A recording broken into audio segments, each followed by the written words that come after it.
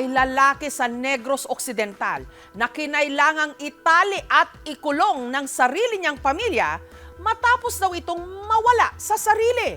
At ang hinihinalang dahilan, pagka-addict niya di umano sa mobile games. Mga magulang, mahilig ba sa online games ang inyong mga anak? Nababantayan niyo ba kung ilang oras kada araw sila nakababad sa kakalaro sa kanilang mga cellphone, iPad at computer? Baka kailangan niyo nang tutukan. Ang binata kasing ito, matapos raw ang 3 araw na walang tigil na paglalaro, bigla na lang naging Oy, di mo gawas. agresibo. Oy, ayaw singgit na, ayaw. Nagwawala siya, nagsisigaw, Pangutana gani kung pila ko katuway gani. nanununtok, nandudura. Mo pahimuyo ka dili kay lang na. Oo, imo na pong saktan imong lolo. Suntok po rin, suntok sa diya, ipatira po rin. Kung dati, ang binata lang ang hindi makakontrol ng kanyang online game addiction, Kapusol ka na mo ron. ngayon, siya naman daw ang hindi makontrol ng kanyang mga kaanak. Tinari namin siya kay sinasaktan din niya sarili niya. Ayun na kagiro diha. Pero na, It's a prank, siguro. Magaling siyang pumiglas tapos ang bilis niya. At ginawan pa nila ito ng kulungang bakal. Sakit kaayo. Wala may magdahom nga minana siya. Buutan din ang bata. Bago lang na siya ng graduate sa senior high. hindi na daon. Muto ka niya, gumani. Doon nagsimula parang na-addict sa online gaming. Sobrang paglalaro ng online games nga ba ang dahilan kung bakit siya humantong sa ganito? Oy, di mo gawas. Ang binata sa video, tigat Negros Occidental.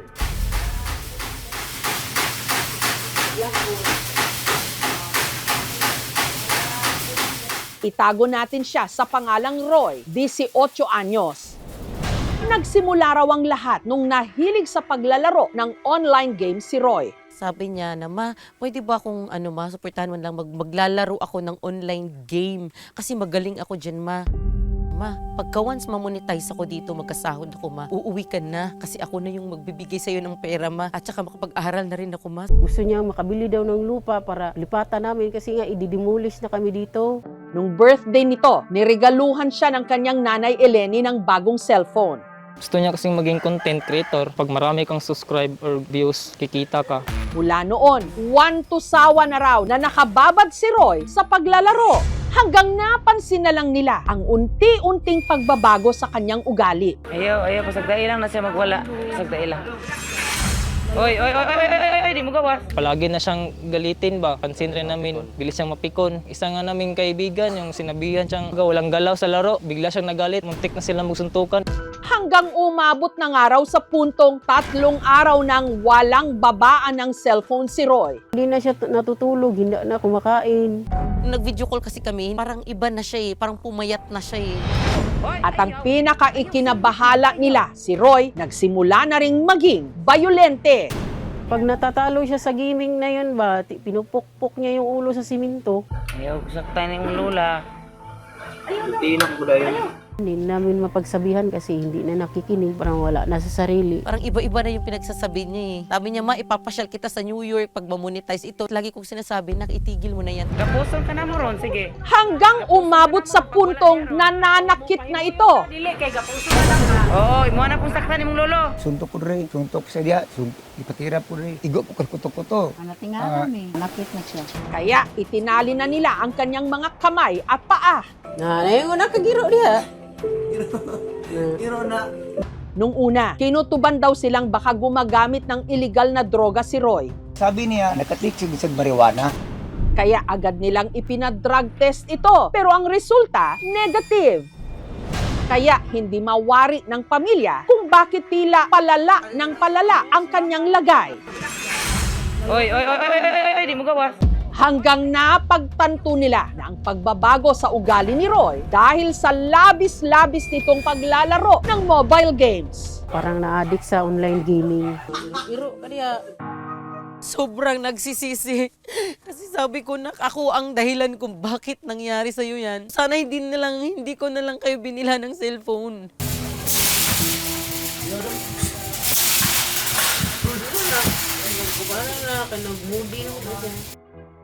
Dahil may pagkakataon naman daw na bumabalik si Roy sa tamang katinuan,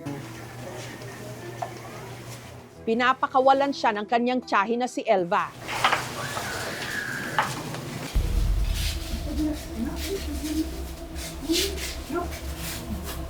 Pero dahil hindi raw ito mapakali nung araw na yon, pilit siyang pinapakalma.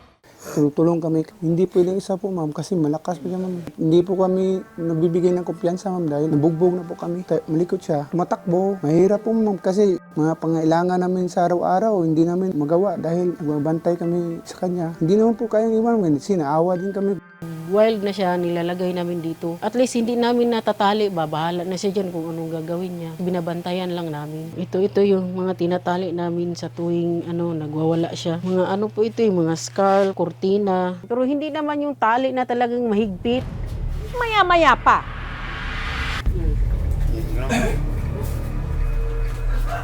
kusang pumasok si Roy sa para niyang kulungan. Masakit din po na nagkaganon yung bata. Aminado rin po na may pagkukulang din po sa kanya.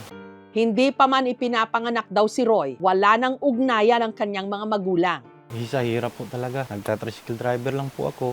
Para matustusan ang kanyang mga pangangailangan, nagtrabaho ang kanyang nanay Eleni sa Maynila.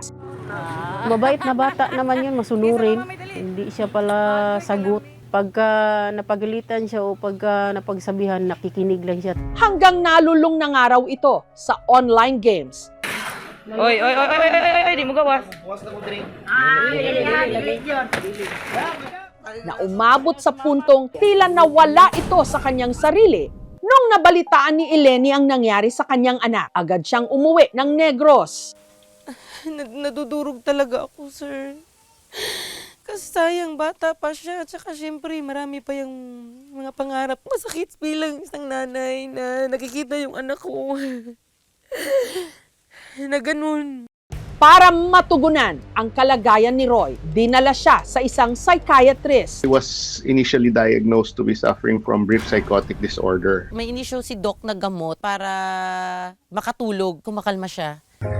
Ay. Ikaw kung pangita, ma. Pero dahil kailangan daw bumalik agad ni Eleni sa trabaho, Hoy, ayaw. Ayaw, singgit nak. Ayaw. nahirapan silang painumin ulit ng gamot si Roy. Nagwawala siya, ma'am. Nagsisigaw. Nyalain na kaiyang mga panultiun, mga kuan na sa kanaang sa online gaming nga mga kuan ba? Mga ngalan. Yung pag-alis ko ang sakit. Lagi lang umiiyak. Gusto ko siyang yakapin. Hindi ko magawa. Gusto ko siyang tabihan sa pagtulog, hindi ko magawa. Gusto ko subuan sa pagkain, hindi ko magawa.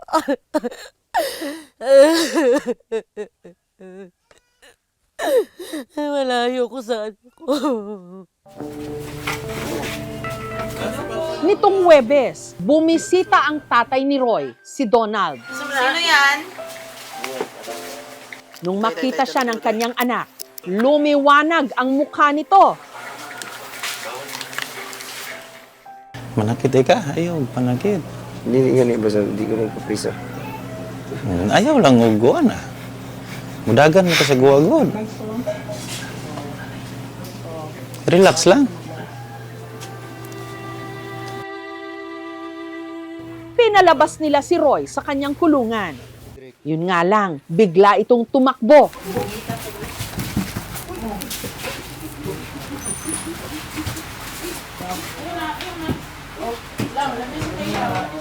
At nagbantang manuntok. Dili na, relax lang. Sige na, relax lang, kuya. Kaya muli siyang ibinalik sa kanyang kulungan.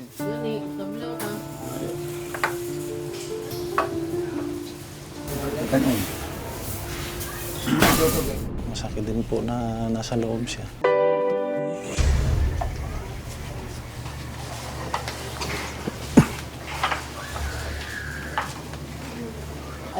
Samantala, para masuri ang kanyang lagay, nitong Biyernes, sinamahan ng aming programa si Roy na muling magpa-check up sa Bacolod City.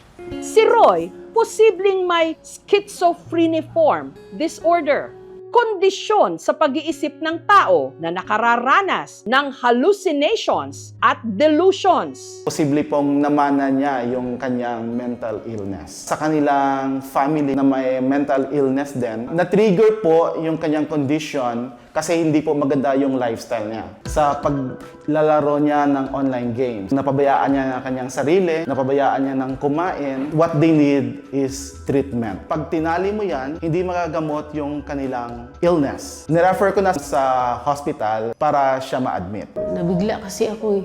Hindi namin nakalain na gano'n. Hindi ganun pala yung... Kung ikagagaling niya, okay lang. Na-admit siya, payag naman kami. Kahit papano, gumaan naman pakiramdam kasi may pag-asa pa pala.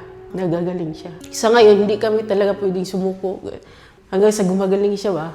Paglalaro po ng online games, hindi po siya masama as long as alam niyo po yung priorities, tapos hindi po napapabayaan yung sarili natin. Magagawa niyo pa rin po ng way na ma-manage yung time. Parang ano lang po yung paglalaro nun. Pampalibang lang po, ganun. Dapat responsible po tayo. So kailangan talagang mag-impose ilang oras yung paglalaro. 1 to 2 hours is enough na. Umaasa ako na gagaling yung anak ko.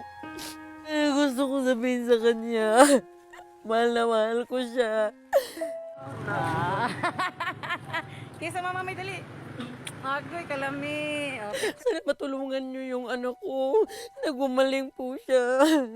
Naipagamot po siya.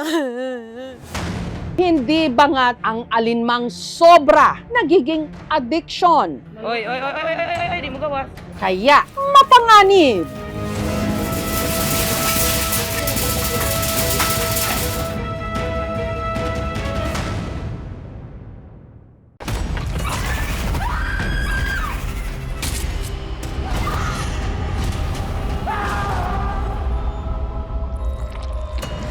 Alangga ko ikaw, Apo. Alangga ako man, Kaula. Ba't ka nagsiman? Maharap ko to eh. Para kay Lola din. Hindi ko na ho alam, hindi ko naiintindihan kung anong nangyari sa kanya.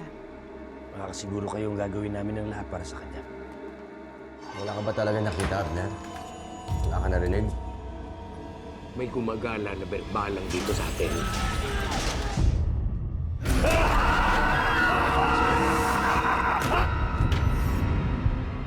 Ang mga nangangambang puso't isip, ginagamit yan ng demonyo para kumapit sa kaluluwa ng tao. Alam mo kung sino yung dapat mong ipagdasal na hindi mo makita? Si Pochong. Kumakain ng patay, may mata ng pusa, may pakpak ng pangke, lumalakas kapag kabilugan ng buwan. Mag-iingat ka sa masusunod mo sasabihin. You know about the Pochong? Please refrain from talking about Pochong. Do not attract its attention. Father Rex, yan po bang pinakamatinding sanik na naharap ninyo? Hindi ako titigil hanggang hindi ako nakapaningin. Hindi tayo papatay. Kakampi natin ang Diyos. Magsumakita sa akin! Ha? Masusunod ang kaluluwa mo, Silvierno! Mapatawad ang Diyos sa lahat ng lumalapit sa kanya!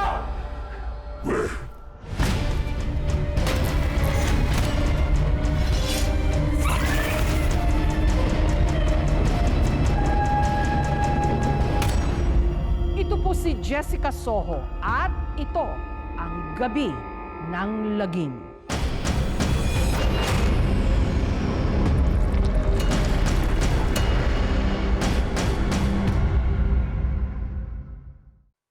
Thank you for watching, mga kapuso. Kung nagustuhan niyo po ang videong ito, subscribe na sa GMA Public Affairs YouTube channel.